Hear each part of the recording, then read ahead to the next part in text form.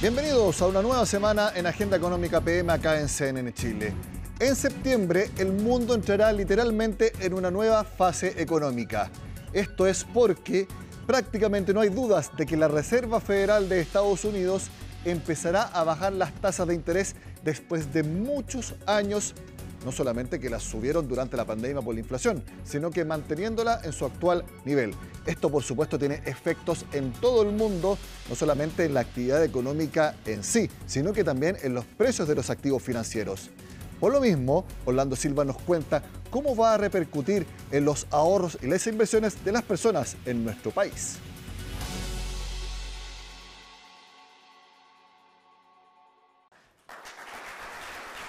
Para la Fed llegó el momento de iniciar la baja en la tasa de interés. Así lo confirmó este viernes el mismo presidente de la Reserva Federal en el simposio de banqueros centrales Jackson Hole. En este marco, el mercado ya internaliza una disminución de 100 puntos base en la tasa de interés estadounidense para lo que resta de año, lo que cambia totalmente el panorama para los activos de inversión en los cuales guardar y hacer crecer nuestros ahorros. Evidentemente que un recorte de tasa de interés le sigue quitando atractivo a lo que son los depósitos a plazo, por ejemplo. Hace 12 o 24 meses, evidentemente los depósitos a plazo eran una alternativa rentable. Hoy día ya no tiene tanta atracción, por lo tanto es aconsejable empezar a monitorear otras alternativas. Primero puede ser alargar un poquito los plazos y ahí es donde aparecen instrumentos básicamente de deuda, ya sea de deuda pública o deuda privada. ¿Qué recomendamos nosotros en este escenario? A pesar de que las tasas ya han caído bastante, seguimos viendo valor en la renta fija.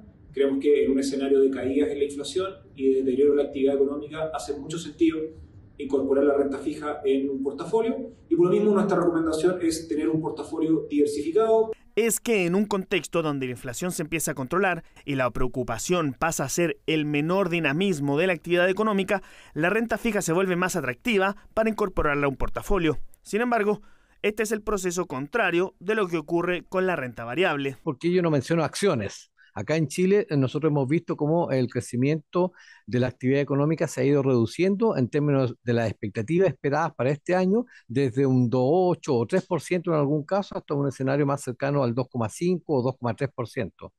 En esa perspectiva, evidentemente que el sector corporativo también se tiende a ver algo más apretado. Por lo tanto, la utilidad de las compañías probablemente van a seguir siendo resilientes, pero no podemos hablar de un ciclo positivo aún. Dentro de la renta variable, no nos gustan las valorizaciones tan caras del S&P 500 y por lo mismo recomendamos subponderar Estados Unidos en un portafolio de inversión. Otro factor que juega en contra de la renta variable es el tipo de cambio, porque con un dólar que se ve bajando en su cotización, los retornos que se pueden conseguir por acciones, por ejemplo, también bajan su valor. Hay que entender que en Estados Unidos, bajando la tasa, y como hemos visto que el dólar ha perdido fuerza respecto a sus pares también, entonces todo esto está promoviendo un escenario bastante fértil para que nuestra moneda recupere poder adquisitivo. Yo creo que hay argumentos hoy día sobre la mesa que promueven que el tipo de cambio esté bajo los 900 pesos. Sin embargo, la recomendación más básica de los especialistas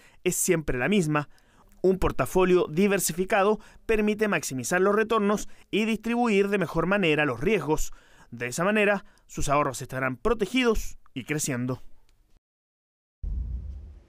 Como sabemos, en el mercado no esperan a que la Reserva Federal baje la tasa de interés para empezar a tomar decisiones y también posiciones. Se anticipan a lo que hará el Banco Central de Estados Unidos. Vamos a hablar al respecto con Jorge Tolosa, que es operador de renta variable en Vector Capital y que vemos en pantalla. Jorge, gracias por estar con nosotros. Hola Nicolás, ¿qué tal? Muchas gracias por la invitación. Muchas gracias a ti por estar con Agenda Económica. Jorge, me imagino que muchas de las preguntas de los clientes por estos días tienen que ver con qué hacer ante lo que decida la Fed de Estados Unidos de bajar la tasa de interés. Ante esa pregunta, ¿qué es lo que ustedes les recomiendan? A ver, la primera, era una decisión esperada, ¿Sí? una noticia también muy esperada por inversionistas y nosotros los analistas también. Hoy día la pregunta que ya llegó, esta certeza, hoy día la pregunta que nos hacemos es en qué cuantía van a reducir la tasa. Entonces hoy día las probabilidades y también un poquito las decisiones que uno puede tomar y recomendar van en la línea de de cuánto va a ser la rebaja en la tasa en el mes de septiembre, 25 puntos o 50 puntos. Y nosotros, bueno, en estos aspectos uno tiene que ser bastante más conservador y suponer en el fondo escenarios con una rebaja probable de 25 puntos. Y nosotros lo que creemos que el mercado hoy día está anticipando eso. Es decir, los 25 puntos base, a nuestro juicio, ya estaba internalizado en los precios de los activos. Hoy día faltan muchos datos que tienen que venir, que tienen que conocerse. Esta semana, lógicamente, tenemos muchos datos, no solo de resultados empresariales de Estados Unidos, sino también datos económicos en el mismo país. Y eso también, teniendo esas piezas del rompecabezas, también hay que ver y analizar cuál va a ser la postura que va a tomar el Banco Central nuestro en base a la información que se vaya conociendo de Estados Unidos. ¿Y qué es lo que le están diciendo a los clientes que va a suceder con los precios de sus ahorros, con las valorizaciones? Y en torno a eso, ustedes le están recomendando, por ejemplo, tomar más posición en acciones o todavía mantenerse en renta fija, como ha sido la recomendación del último tiempo. A ver, hoy día la renta fija ha sido un buen, sobre todo la renta fija internacional en Estados Unidos, ha generado buenos retornos. Hace un tiempo estábamos trabajando con tasa del bono a 10 años sobre el 4,5, hoy día lo tenemos en torno al 3,8. Nuestra bolsa acá está a niveles del 4% de rentabilidad. Sin embargo, uno podría decir, claro, con una rebaja de las tasas de interés de Estados Unidos, podría tener un efecto en las valorizaciones, en la renta variable hacia el alza de todo ese sector. Sin embargo, nosotros, ¿qué nos ha jugado en contra hoy día el dólar? Es decir, hoy día hay un diferencial de tasa entre Estados Unidos y Chile, va disminuyendo.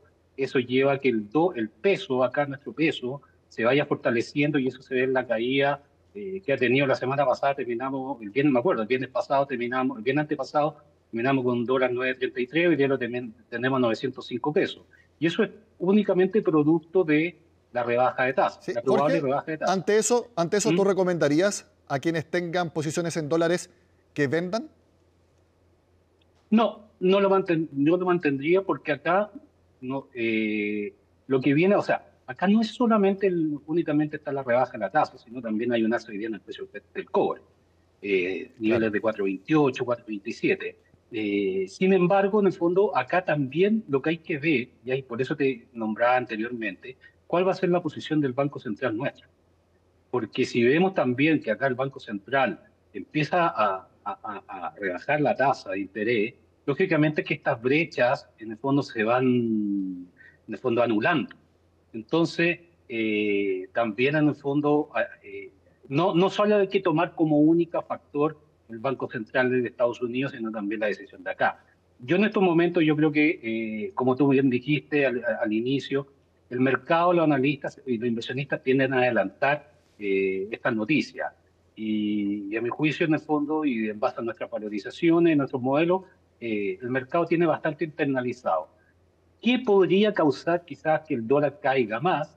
Que las rebajas de tasa o que los datos de actividad en Estados Unidos sean más moderados de lo que se estima, o que la inflación vaya a caer en forma más rápida y se alcance el rango meta, que el 2% en Estados Unidos también en forma más rápida, eso podría llevar a que el dólar pueda seguir cayendo. Pero hoy día nuestro escenario, con la información que hay, y apostar a datos que a veces uno no tiene el control, hoy día lo mejor es qué hace el status quo y ver en el fondo qué hace con lo uno que tiene, básicamente, el pacto de acciones, y lo que es el dólar principalmente. Interesante lo que mencionas. Entonces, es mejor estar pausado, esperar nueva información, sobre todo, puede ser el informe de política monetaria de septiembre, que se va a conocer la próxima semana por parte del Banco Central, y luego con eso, y también con lo que vaya a hacer efectivamente la Fed, ahí empezar a quizás o fortalecer las mismas posiciones que están ahora en renta fija, o bien ver otra estrategia, pero por el momento esperar. Sí, justamente, mira, en Estados Unidos se da un tema bastante interesante, que hoy día se está haciendo lo que le llaman rotación de las carteras. Es decir, hoy día hay muchos inversionistas que se están saliendo de este grupo del que le llaman las 7 magníficas y se están yendo a empresas de menor capitalización. A veces lo hacen por un tema de cubrir riesgo, porque estas acciones están bastante castigadas, bastante desvalorizadas, o no han subido la misma proporción que ha subido estas grandes tecnológicas. Entonces, También lo hacen por un tema de cubrir el riesgo o aprovechar oportunidades en la eventualidad que la Reserva Federal baje la tasa en al menos 25 puntos o quizás la baje en 50 puntos. Entonces, hoy día, como te digo, o sea, el tema es cubrir riesgo, no hacer muchos cambios y a la espera, como te digo, de todas estas noticias que puedan venir en las próximas semanas. Jorge Tolosa, de Vector Capital, muchas gracias por analizar el momento económico con nosotros y también recomendaciones de inversión. Quedó muy claro, por el momento, mantener la estrategia que tienen las personas. Jorge, que esté muy bien, gracias por estar con nosotros. Gracias, Nicolás, que esté muy bien, buen día.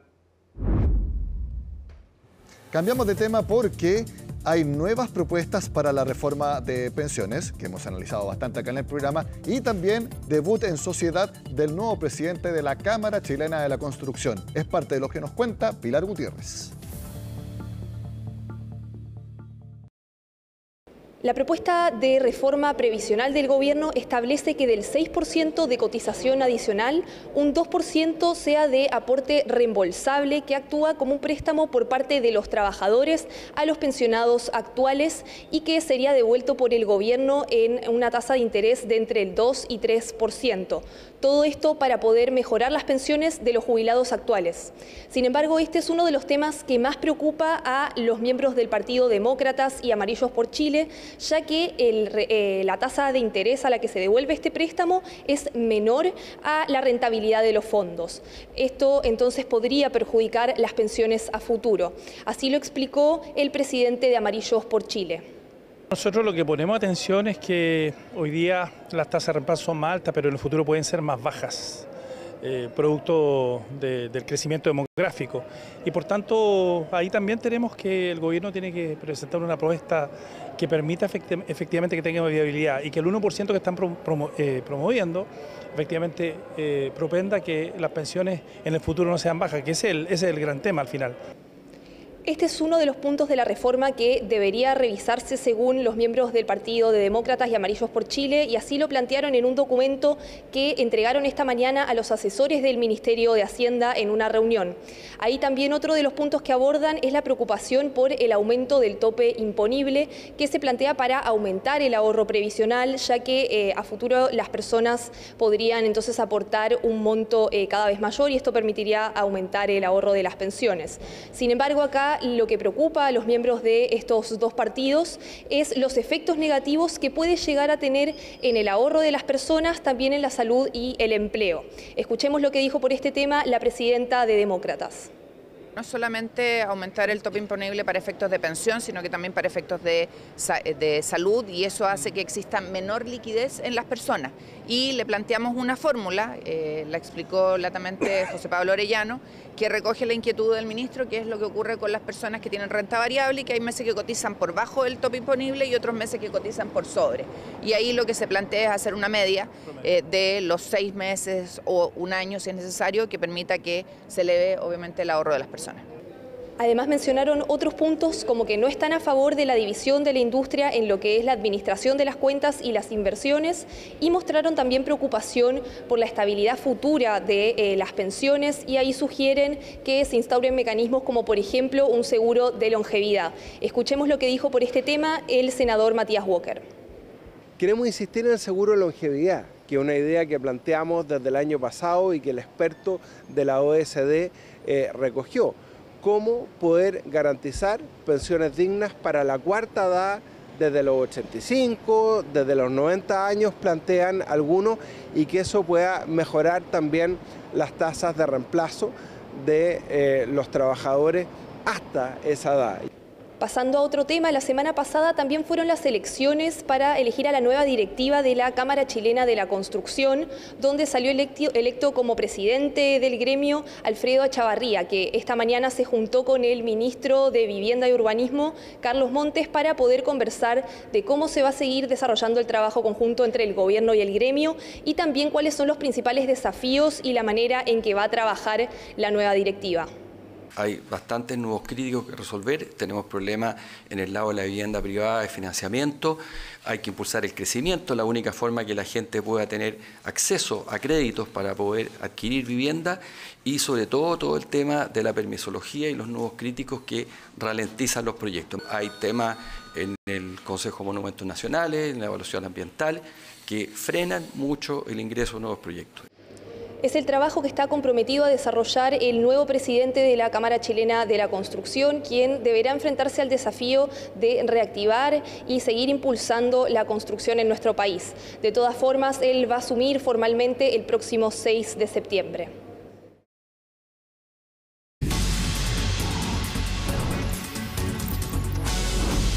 Este lunes fue enviado al Congreso el proyecto para aumentar el subsidio a las cuentas de la luz. Natalia Muñoz nos tiene más detalles.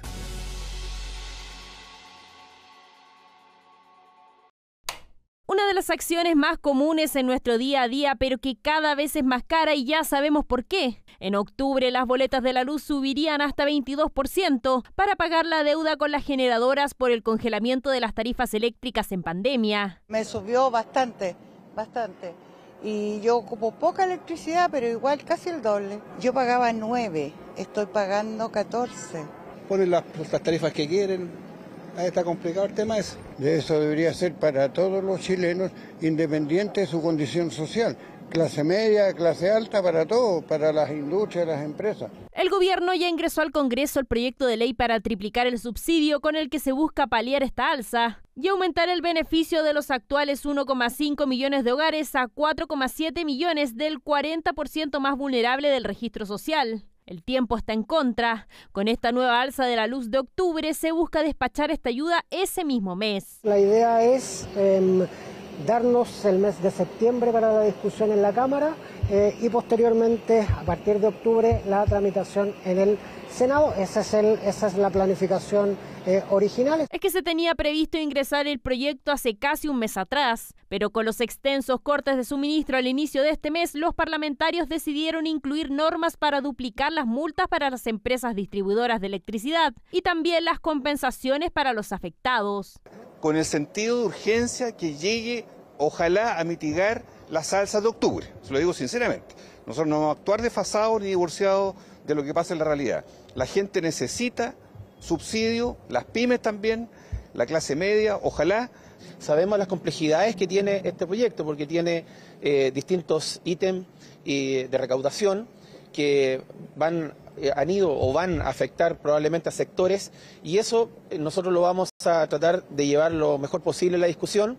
El avance del subsidio dependerá del financiamiento disponible, ya que costaría alrededor de 900 millones de dólares. A través de 3 vías: el IVA que recaudará con el mismo pago de la deuda, alza de impuestos a las generadoras a carbón y a grandes empresas. Este último punto se ve como el principal nudo. No queremos una reforma tributaria pasada por abajo como estamos acostumbrados de este gobierno, y por lo tanto vamos a ser muy estrictos en no hacer que esto le pegue el día de mañana igual a las personas a través de impuestos. Pero la tarea de financiamiento también se puede complicar, porque los parlamentarios buscan que se amplíe aún más el subsidio. Debiera llegar, idealmente, a mi juicio, al 50% de los hogares.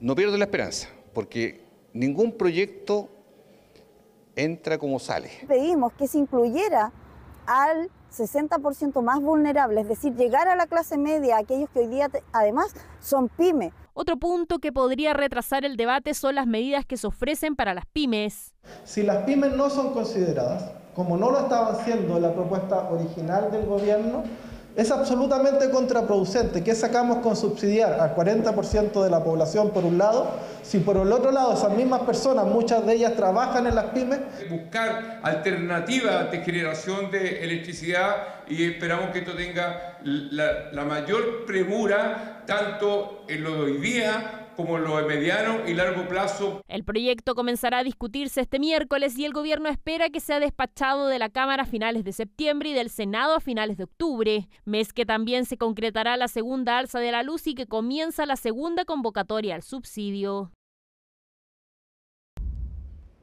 Para fortalecer nuestro mercado eléctrico y en realidad para impulsar todas las inversiones en Chile, hay un consenso transversal, valga la redundancia. hay que reducir la permisología, es decir, los trámites y permisos innecesarios o que se duplican porque se tiene que pedir lo mismo en distintas reparticiones. Ante eso hay una pregunta importante. ¿En qué está ese proyecto de ley que impulsa el gobierno? Nos lo cuenta Orlando Silva. Es uno de los pocos proyectos del gobierno que encuentra apoyo más o menos transversal en el Congreso. Es que la iniciativa, que busca reformar la denominada permisología, busca abordar uno de los principales problemas de la economía nacional, las bajas cifras de inversión. Sin embargo, a 7 meses de ingresado el proyecto, este todavía no logra salir de la Comisión de Economía. En la Comisión de Economía tenemos minoría como gobierno. Y eso significa que el hecho de que este proyecto esté avanzando es porque hemos logrado acuerdo con distintos sectores políticos. A mí me gustaría ir mucho más rápido, me gustaría ya hace rato haber salido ojalá de la Cámara y estar actualmente en el Senado, pero es un proyecto complejo. Pero lo que nos ha pedido el presidente Boric y que nosotros esperamos cumplir es que saquemos adelante este proyecto durante este año. Objetivo que algunos dicen debería ser más ambicioso, dado el consenso que genera el objetivo del proyecto: disminuir de forma considerable los tiempos de aprobación de permisos para proyectos de inversión. La urgencia se acrecentó aún más luego de que el Banco Central informara que se completaron 4 trimestres consecutivos con caídas en la inversión. Parece que, el gobierno siente que eso es suficiente. La aprobación de ese proyecto de ley, en mi opinión, no es suficiente. Siento que es un error pensar de que solo con la aprobación del proyecto de ley en el Congreso va a ser suficiente para salir de este problema, que es mucho más importante. Si esperamos que salga este proyecto de ley del Congreso, vamos a perder mucho tiempo valioso. Aplaudo a los ministros Marcel y Grau porque son los que anunciaron hace un año, lamentablemente sin concretar nada muy específico aún, una agenda de simplificación de los proyectos de inversión. Pero lamentablemente esa agenda no ha aumentado, entonces en términos prácticos, la inversión por ese factor número 1 sigue estancada. Críticas que no solo vienen de los economistas, también de algunos gremios que participan directamente de estos procesos. Estamos en la Cámara, de la Cámara pasa de una comisión a otra, luego después de eso, una vez que salga a promulgar la ley, viene la modificación del reglamento, que es la modificación de la ordenanza respectiva. Entonces, esto no es un fast track, esto va a durar muchísimo tiempo, no me atrevo a decir cuánto, pero creemos que ese no es el camino. En primer lugar, porque hoy día la ley, con todas sus falencias, tiene resuelta gran parte de los problemas. Es cuestión de lo que está contenido en la ley, hacerlo cumplir. En nuestro país hemos inventado una nueva palabra para referirnos justo a lo contrario de la excelencia, la permisología, que es todavía peor que esa otra palabra, la tramitología. A uno lo pueden tramitar un tiempo, no nos gusta, pero bueno, ya está. Pero un permiso para iniciar operaciones se demore años. Nada puede ser peor que eso. En la Comisión de Economía toman nota de estas críticas. En un inicio el objetivo era despacharlo a la sala de la Cámara de Diputados en el mes de julio. Sin embargo, la mayoría del articulado todavía no se vota. Por eso en la comisión buscan acelerar el tranco del debate. Es importante destacar que ya nos encontramos para el día 26 de agosto citados para votar el título 7 del proyecto, del primer artículo. Estamos a pocas semanas ya, desde mi mirada personal, de poder finalizar esto. Voy a programar citar a la comisión en 2 oportunidades a la semana, lo cual va a generar poder hacer más expedito aún esta tramitación y así poder, ojalá, antes del receso de Fiestas Patrias, enviar este proyecto a la Comisión de Hacienda para que continúe con su tramitación. En cuanto a la discusión, todavía queda por votar el último título del artículo primero, referido al marco institucional. Sin embargo, el próximo paso es votar el artículo segundo, que contiene las modificaciones sectoriales. Acá la discusión se avisora lenta, ya que hay cerca de 40 leyes que tendrán que ser modificadas. Aunque los parlamentarios reconocen que sí ha sido lento, dicen que es importante sacar un proyecto con acuerdos transversales para no sufrir un traspié más adelante. La verdad es que el proyecto ha ido avanzando lento pero bien. El Ejecutivo presentó un proyecto de acuerdo a su visión, ¿cierto? Y nosotros como colegisladores hemos mejorado ese proyecto. Por lo tanto, hemos ido avanzando lento pero bien para presentar a la sala de la Cámara de Diputados un buen proyecto. Aquí hay temas que deben analizarse y discutirse por separado, como se refieren en materias de salud, minería, monumentos nacionales, concesiones marítimas, por nombrar algunas. Lo importante es seguir avanzando en este proyecto, pero que sea un buen proyecto. Lo que falta ahora es las indicaciones que va a presentar el Ejecutivo respecto de los permisos sectoriales para así seguir avanzando y sacar adelante lo antes posible este proyecto que es fundamental para ir disminuyendo los plazos de los permisos y también lograr concretar las inversiones. Esfuerzos que buscan revertir la caída en la inversión que el segundo trimestre cayó 4,1% anual, completando 4 trimestres consecutivos de contracciones. Sin embargo, esta baja es menor a la de los 2 trimestres anteriores, mostrando una leve tendencia de mejora.